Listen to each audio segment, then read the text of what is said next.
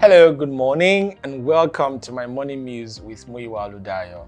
Today is going to be a great day for you, and trust me, you're going to have a very great experience today, relating with people around you and adding value to them all.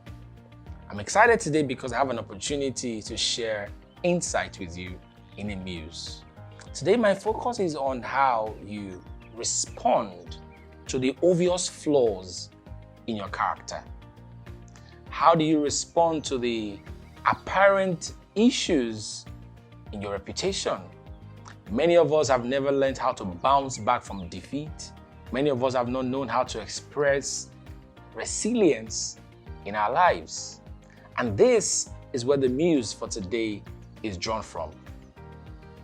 The holes that people pick in your reputation can only be covered by undeniable proofs of great work.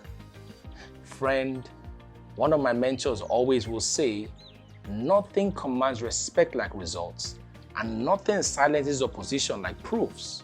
I want to challenge you today. Don't look at the comments of woe. Focus on doing something that is great. As you focus on becoming a better person, producing better results, the flaws will fade away.